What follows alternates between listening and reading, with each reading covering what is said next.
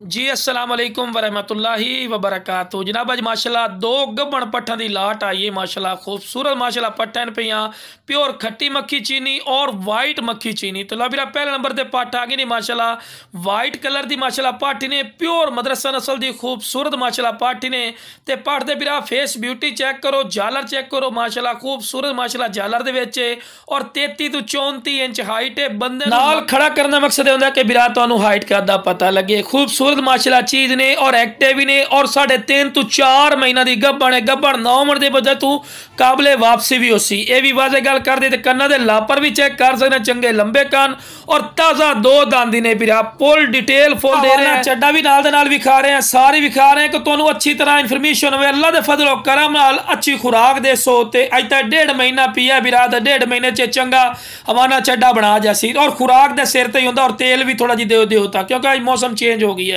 तो लो बिरा टोर फिर के भी खा रहे कि सेहतमंद और एक्टिव ने। तो बिरा यह चीज़ें ने मदरसा मंडी चले जाओ ना तो काफ़ी इंक्रीज रेट हो चुके हैं, लेकिन अपने फिर भी वो पुराने रेट होने।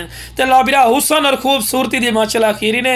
कन्ना दे लापर चेक करो, कमाल दे माशाल्लाह कन्ना दे लापर ने, वेल जबरदस्त, दुम बिल्कुल तीर वाली कर सीधी, फेस ब्यूटी कमाल दी और ये भी 3.5 तो 4 महीना की गब्बन पियाँ दोवें सकियां भैन बिरा चेक कर सकते हैं और खूबसूरत और एक्टिव माशाल्लाह चीज़ आई ने और डिमांड ही बिल्कुल जायज़ और मकूल हो सी। जिस बिरा चाहिए ना इंशाल्लाह स्क्रीन दिते नंबर पर जल्दी तो जल्दी रबता करके बिल्कुल मुनासिब कीमत लै सकते हैं। तो बिरा कन्ना दे लापर फेस ब्यूटी कमाल दी ने, 2 दांदे 4 दांद हो रही। तो लो बिरा वाना चड्डा वेखो माशाल्लाह कमाल दा माशाल्लाह हवाना चड्डा बना रही ने, चेक कर सकते हैं। पहले सूए दे विच वेखो जी लवियां पट्टां ते लो बिरा टोर फिर के विखा रहा है, दोम बिल्कुल तीर वाली कर सीधी, वेल कमाल दी बिल्कुल बराबर दा थल्ला और बिरा कोई ऐसा पॉइंट नहीं जिहड़ा इन्हां दा घट होवे।